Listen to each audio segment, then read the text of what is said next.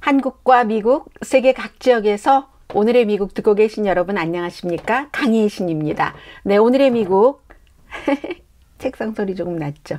가짜 책상인데요. 작은, 아주 작은 어린 왕자에 나오는 것과 같이 작은 그런 책상 소리였고요. 오늘의 미국 한국 밖에서 본 한국 시작하겠습니다. 오늘은 맨 앞에 생소한 이슈다라고 생각하시는 분들도 계실 것 같고 아니면 관심이 평소에 많았던 분들도 계실 것 같은데 전반적으로 평소에 전혀 여기에 관심이 없으셨던 분들도 MSCI 인덱스라는 게 그런 것이구나. 한국이 이 MSCI라는 인덱스에서 지금 이 정도 위치에 왔구나 하는 경제적인 그러니까 한국의 위치를 좀 가늠하는 그런 면으로 생각을 하시면 될 것 같습니다. MSCI가 모든 그 영어로 된 약자에는 그 뜻이 있잖아요. Morgan Stanley Capital International. 그러니까 인덱스인데 어떤 인덱스냐면 모건 스탠리에서 하는 글로벌 시장에서의 어떤 국가의 주식, 자산 그 여러 가지를 측정하고 추정하고 판단하는데 사용되는 인덱스입니다. 당연히 이제 투자가들이 이 인덱스를 참고를 해서 한국이라는 나라에 투자를 할 것인가 아닌가 뭐 이런 여러 가지를 개발을 하겠죠. 그리고 어떠한 나라에 당장 투자하지 않는다 할지라도 나라들이 저렇게 돼 있구나 하고 그 동향 같은 것은 파악할 수가 있겠죠. 선진국 지수다 이렇게도 불립니다. 엘리트 지수다. 그 가운데도 아무튼 글로벌 펀드의 투자의 기준 그 지표가 되는 벤치마크가 되는 게 MSCI입니다. 그런데 한국은 여기에 그 엘리트 그룹에 지금까지 이제 24개국이 가입해 있거든요. 그래서 최고의 엘리트 그룹에 들어가지 못하는 겁니다. 너무너무 오랜 동안 이머징 마켓, 신흥국 이렇게 분리가 돼 있었거든요. 그런데도 이제 이달 22일이면 며칠 남지 않았습니다. 다음 주에 또다시 한국이 엘리트 그룹으로 갈 수 있는가? 이 엘리트 그룹으로 가는 것은 최종적으로는 내년에 결정을 하고 일단 지금 이제 발표를 하는 거거든요. 이번에도 한국에서도 많이 보도들을 하고 있던데 가장 레이티스트를 보면 아마 이게 맞을 것 같습니다. 이번에도 이 최상위 리스트 합류에 실패할 수 있다. 실패한다고 또 다 나쁜 건 아니라고 맨 마지막에 알려주고 있거든요. 그래서 한번 이 내용부터 정리를 하겠습니다. 이코노미스트가 한국은 1960년대 정말 가난하고 우리 다 알잖아요. 전쟁에서. 그때는 몇십 년 전까지만 하더라도 이런 것이 창피했는데 지금은 이렇게 빨리 모든 것을 해서 문화까지 여기 왔어 하는 자랑이 되고 있잖아요. 지금은 경제 규모 12위. 국민 1인당 소득이 연소득이 3만 5천 달러 정도 되고 5,200만 명 인구밖에 되지 않는데 이탈리안과 비슷하잖아요. 그런데 이제 이 주식시장은 말하자면 이 MSCI가 최고의 글로벌 증권 거래소의 최상위라고 할 수 있으니까 거기에 최상위 이 24개국 가운데 최상위에 들어가는데 실패할 수 있다고 보는 겁니다. 주식시장 1조 8천억 달러 정도 규모가 되고요. 주식시장의 거래 이런 볼륨 이런 건 세계에서 7번째랍니다. 하루 거래 볼륨이요. 국제통화기금은 한국을 1997년부터 그야말로 선진국, 어드밴스드 국가로 했는데 그 뒤에 그걸 다 뒷받침해주는 MSCI 인덱스에서는 한국이 아직 엘리트 그룹에 속하지 못하는데 내년부터 속할 것인가 속하지 않을 것인가가 6월 22일에 결정이 됩니다. 한국이 13번째 국가로 이제 이머징 마켓으로 이 MSCI에 들어갔거든요. 24개국 가운데서. 그 사이에 이 MSCI는 여러 가지 방향을 조금씩 바꿉니다. 예를 들어서 크로아티나나 모로코는 어떤 데 조금 강등을 하고 아르헨티나 같은 데는 그 경제의 특수성에 따라서 독립형이다. 아예 베네수엘라처럼 내쫓기는 그런 국가들도 있고 그런데 그리스가 포르투갈이 몇 년 사이에 선진 지금 한국이 가려고 하는 엘리트 이쪽 지수로 상승했거든요. 우리가 그리스 생각해보면 그다지 경제가 안정적인 것 같지도 않은데 그럼 한국은 됐어도 벌써 됐어야지 된다 이런 지적들도 무척 많습니다. 그런데요 왜 한국이 지난번에 2008년에도 한번 되려고 하다가 결국은 좀 뭔가가 불안해해서 2014년도에 최종적으로 아니다 하고 아웃됐는데, 이 최고의 선진 지수에 올라가는 데는요. 그런 여러 가지 이유 가운데는 한국은 주주의 권리가 약하다. 그리고 뭔가를 소유하는 그 소유 오너의 구조, 소유 구조가 너무나 복잡해. 그리고 또 스캔들이 또 많이 있으니까 시리즈로 정부에서, 또 정부가 필요한 때는 개입을 하기 때문에 정규적으로 마켓을 흔든다 하는 지적도 하고 있습니다. 그래서 이제 이 같은 우려를 없애보려고 이번 행정부에서 1월 달에 야심찬 계획을 발표한 것을 알려줍니다. 예를 들어서 배당금 분배라든가 몇 년 동안 아주 클리어하지 않았기 때문에 이코노미스트의 표현으로는 진흙처럼. 그런데 이제 이런 것들을 조금 클리어하게 해서 서구 표준에 맞춘다는 얘기도 했고, 소액주주를 보호하고 이제 그들의 힘을 조금 강하게 하기 위해서 뭔가 개편을 한다는 거예요. 개편을 한다는 것, 또 외국인 투자가를 위한 아주 등록 과정이 너무 힘들기 때문에 올해 말에 이걸 다 없애는데, 기본적으로는 이제 큰 회사들이 영어로 뭐든지 아주 자세하게 해야지 되니까 그냥 누군가가 번역만 해서 끝나면 뭐 하루 이틀 사이에 하겠죠. 꼼꼼하게 해도. 그래도 한 단어, 한 문장, 단어와 문장의 연결성에 있어서의 모든 법적인 조치까지 꼼꼼하게 검토하고 또 검토해야 되잖아요. 돈이 왔다 갔다 하는 거니까. 그래서 이제 이게 일단은 큰 회사들이 하고, 작은 회사들은 2026년부터 외국인 투자가들이 영어로 할 수 있도록. 가장 중요한 것은 한국이 외환시장에 오픈하는 그 시간을 연장해서, 이렇게 되는 경우는 한국의 돈인 원화가 국제적으로 더 많이 거래될 수가 있겠죠. 이 같은 개혁을 해서 우리도 MSCI 그 인덱스에서 엘리트에 가보겠다라고 생각을 하고 있는데, 그러면 뭐 한국의 재정 마켓이 보다 다이나믹해지겠죠. 그리고 그러면 그 자체만으로도 투자 나중에 들어오는 거 빼고도 가치가 있을 수 있죠. 그래서 이제 골드만삭스가 자산의 3조 5천억 달러를 현재 바로 이 MSCI 이 인덱스를 쭉 따라다니면서 한다는 거거든요. 그래서 만약에 한국도 이 엘리트 선진지수로 들어가면은 한 460억 달러에서 560억 달러 정도 새로운 자산을 한국으로 들여갈 수 있다고 보고 있습니다. 그러면 이제 뭐 외국 자산도 많이 들어오고 하니까 우리가 늘 코리아 디스카운트라는 말을 쓰잖아요.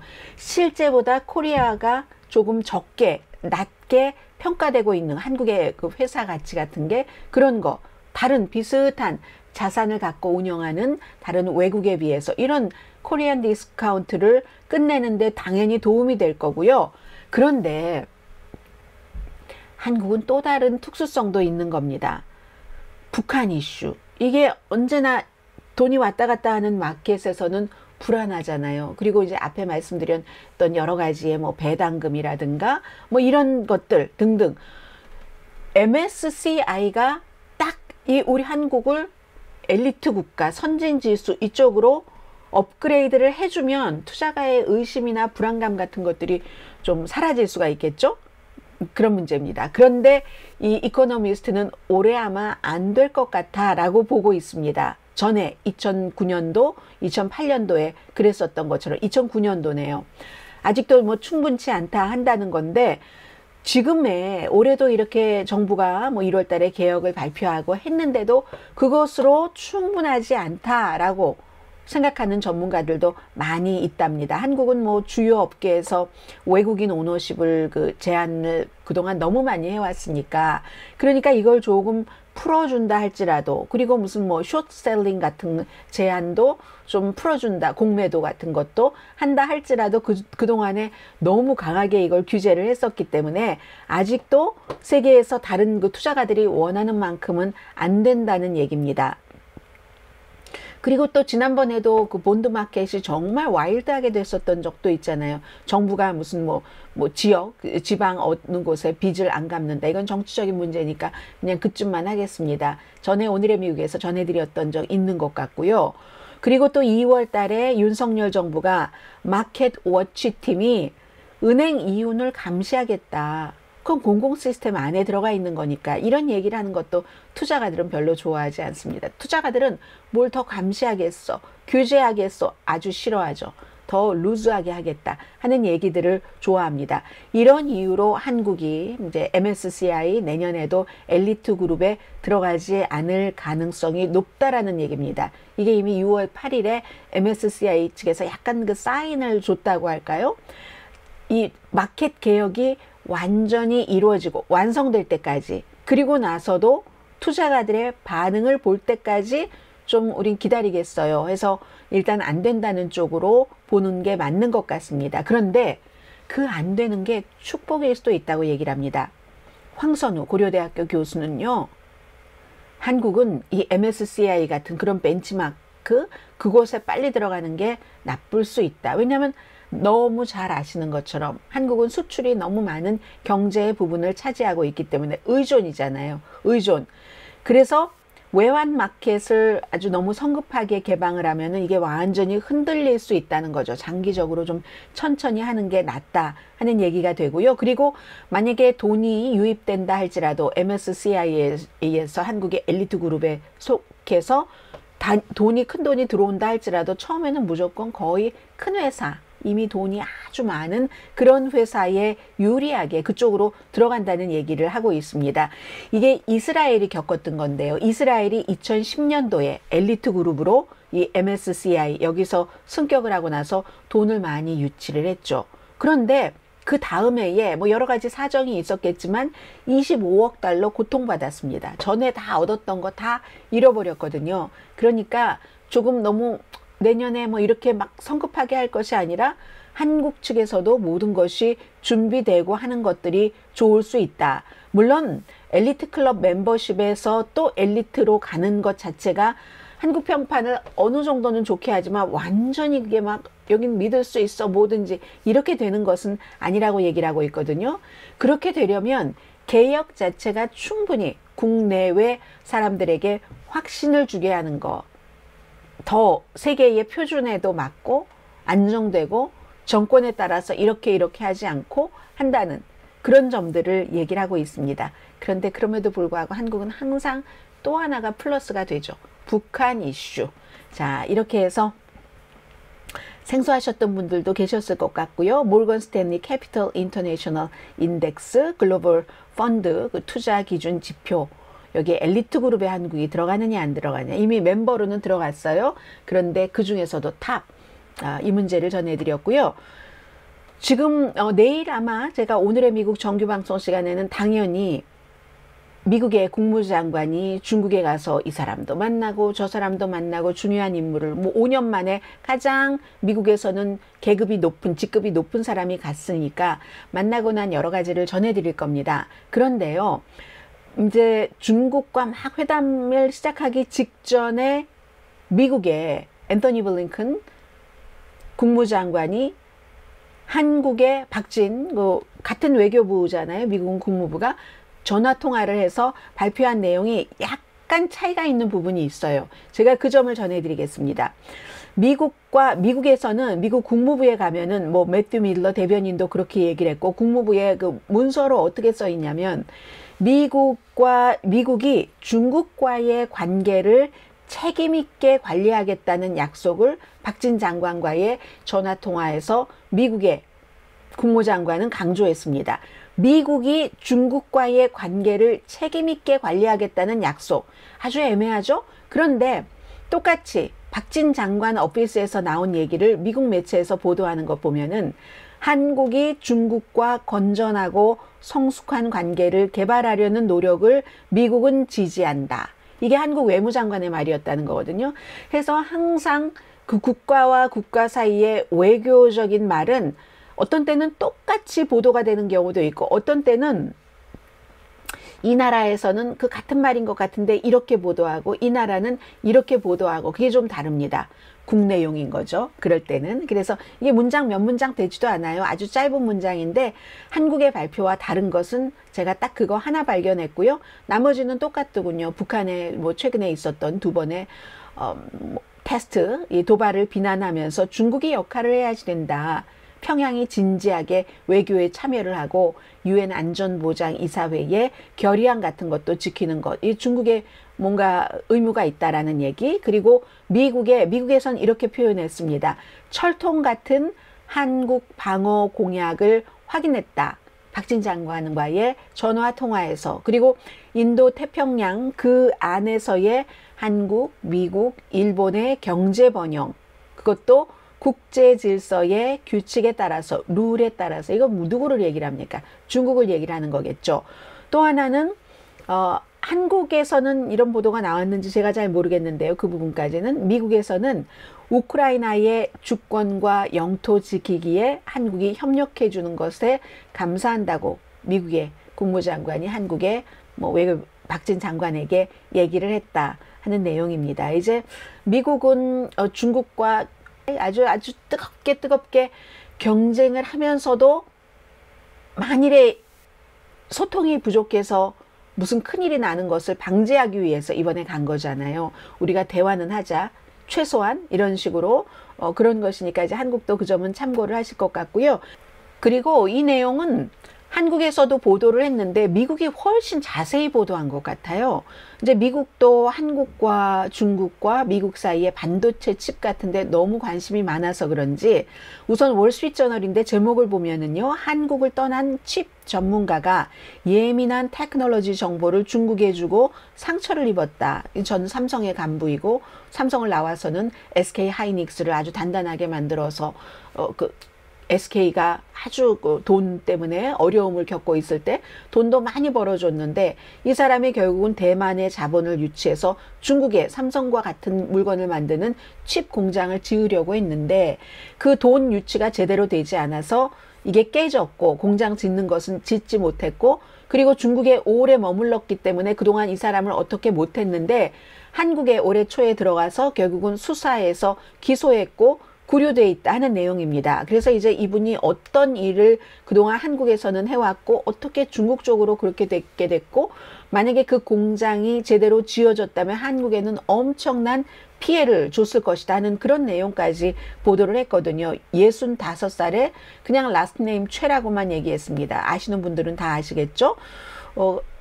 법을 어기고 산업기술보호법, 불공정 경쟁 이런 여러 가지를 어겼다는 겁니다. 그리고 이제 이분과 함께 6분은 기소가 됐는데 구금되진 않았고 비슷한 기소 케이스인데 이 사람만 구금됐습니다. 보통 이제 한국은 검찰이 이런 경우에 회사라든가 이름 잘 안 밝히죠. 그 지역의 사생활보호법 때문에 이분이 삼성전자에서 일하다가 하이닉스에서 일하고 싱가포르에 가서 회사를 차렸습니다. 하이닉스에서 아주 탑 엔지니어를 하다가 더 탑, 최고 탑이 되려고 했는데 아마 선거에서 진 것 같아요.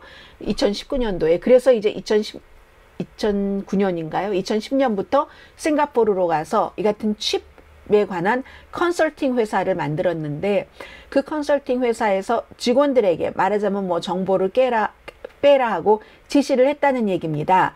그래서 무슨 8조 달러를 투자하기로 하고 62억 달러가 어떻게 되고 등등등 이거는 지어지지 않았으니까 숫자도 크게 의미가 없죠. 그래서 돈을 유치를 해서 한국에서부터 돈을 많이 주고 전문가들을 이미 많이 가고 있잖아요. 중국으로 인재 구하기를 한국에서 한다. 봉급 많이 주고 중국 시안에 반도체 공장을 지으려고 했다는 얘기를 하고 있습니다. 그래서 이제 이번 월요일이었었죠? 한국 날짜로는 일요일인가요? 그렇게 기소가 됐는데 용의자의 변호사, 이 미스터 최의 변호사는 그런 일 없었다. 부정하고요. 그리고 그 싱가포르 회사 직원들에게 명령한 것 없다. 이건 완전히 하나 두 개 비밀을 뽑아간 것이 아니라 기소장에 따르면 막 청사진, 삼성 공장 이런 것까지 다 가져갔다는 얘기가 되잖아요. 반도체가 한국이 수출 국가인데 그 수출의 5분의 1을 차지하고 있으니까 한국으로서 너무 예민한 거죠. 더군다나 미국과 중국과의 균형에서 지금 웬만하면 중국을 빼고 미국과 이 문제에 대해서도 사업을 같이 하려고 하고 있는데 인도 태평양 등등을 포함을 해서 그러니까 한국에서 반도체 관련 테크놀로지가 새어나간다는 것은 너무나 중요한 일이죠. 이건 사업가에게도 중요하고 정치인에게도 중요하고 해서 오죽하면 뭐 대법원에 이번 주에 이번 달인가요? 아주 이렇게 이런 걸 빼내는 사람은 강하게 벌 줘야지 됩니다 하는 주장들이 많이 올라갔잖아요. 현재는 뭐 적어도 3년 징역형에 15억 원이라니까 120만 달러 정도. 그것도 처음이면은 조금 형량이 감형되고 뉘우치는 기색이 있습니다 하면 또 감형되고 하는데, 이런 것 없이 강하게 해주세요 하는 그런 청원이 올라갔다고 하잖아요. 그래서 이 정도면은 새로운 회사를 만들 정도가 되면 이건 완전히 경고다, 알람이다 라고 얘기를 하고 있고, 중국의 입장에서 보면요, 해외에서 기술 같은 것을 뭐 좋게 표현하면 어떻게 하고 나쁘게 그대로 표현하면 해외에서 훔쳐가는 것, 이런 것들이 어려워지면서 중국으로 인재를 유인한다, 돈 많이 주고, 이런 일은 앞으로도 계속될 것으로 보입니다. 용의자인 이 미스터 최 같은 경우는 삼성과 하이닉스 합쳐서 28년 일을 했고요. 그 밖에 이제 그 2009년도에 맞네요. 하이닉스에서 최고 자리 출마를 했는데 떨어져서 2010년도에 회사를 떠났고, 몇 년은 한국의 다른 그 제조 회사에서도 일을 한 적은 있다고 하네요. 그리고 그 하이닉스를 떠나고 세운 반도체 그 컨설팅 회사가 JIN이라는 반도체 회사인데 본사가 뭐 싱가포르에 있고요. 2015년도에부터 이제 CEO로 있고, 그래서 이제 뭐 이런 얘기인데, 미국 매체는 그럼 한국 검찰이 어떻게 알고 기소했지? 국가정보원이 정보를 줬다라는 얘기를 하고 있습니다. 해서 5월 말에 체포가 되고 이번 주에, 그러니까 지난번에 며칠 전에 기소가 됐는데, 중국 반도체 업계에서도 이분이 많이 인터뷰를 했다는 것까지 알려주고 있거든요. 2018년도에도 중국 국영방송과 인터뷰를 해서, 중국은 지금 이쪽이 막 그 한국보다 더 많이 올라가지 못하는 이유는 돈이 문제가 아니다. 이건 그 칩에 관한 테크놀로지가 부족해서 그런다. 그러니까 나 같은 사람을 쓰면 중국이 금방 따라잡는다. 이런 얘기 아니겠어요? 그래서 이제 중국의 또 다른 뭐 회사도 설립을 하고 했는데, 한국의 반도체 업계는 중국의 발전을 체감하고 있다. 이런 얘기도 당시에 인터뷰에서 했답니다. 한국 회사 정말 그 스케일 뭐 이런 것, 뭐 테크놀로지 능력이 대단한 건 맞는데 중국이 따라갈 수 있다. 뭐 테크놀로지만 있으면 하고, 이제 그 뒤에 본인이 뭐 기소장에 따르면 기소하고 유죄 판결하고는 다르잖아요. 그래서 이제 본인이 그런 일을 도왔는가 하는 건데, 미국에서도 굉장히 이 케이스는 많이 보도를 했습니다. 이제 곧 오겠네요. 일본의 그 후쿠시마 발전소에, 원자력 발전소에 냉각수 오염된 그 방사능 오염된 그 냉각수를, 과연 이게 오염수를 방출하는 날짜가 다가오고 있는데, 이 내용도 미국의 모든 매체가 보도를 합니다. 아니, 이 한국에서 이게 어느 정도냐면 총리가 만약에 거기에 들어있는 어떠한 물질의 기준이 세계에서 안전하다고 하는 정도가 되면은 내가 마시겠다. 여기에 대해서도 무슨 한국에서는 뭐 여러 가지 지적들이 많은데, 그 기준이 안전하다는 것에 맞으면 마시겠다. 이제 이렇게 얘기를 했죠. 국회에서 그렇게 얘기를 했는데, 그 정도로 한국에서 이 이슈가 뜨겁다. 구태여 마실 필요가 없는 거잖아요. 그런데 그 정도로. 그리고 윤석열 대통령에게는 역풍이 될 수가 있다. 최근에 일본과의 관계를 개선하고 하는 것 그 자체가, 그리고 여기 이제 또 중국도 반대를 하고 있잖아요. 2011년도 벌써 이제 꽤 시간이 많이 지나간 거고요. 해서 탱크의 97%가 차서 이거를 이제 내보낸다 하는 건데, 아직까지는 국제원자력 기구가 최종적인 이게 어떻다 하는 발표를 안 했지만, 뭐 대체적으로 뭐 안전하다라고 발표가 나올 것 같고, 미국도 뭐 이미 그렇게 발표를 다 했으니까는요. 해서 요미우리 신문과 한국일보가 공동으로 여론조사한 결과를 치렀네요. 이 매체가 어느 매체인가요? 월스트리트저널이네요. 오늘 월스트리트저널의 보도를 전해드리고 있습니다. 한국에서는 84%가 오염수 방출 반대, 일본인은 60%가 찬성을 한다고 하네요.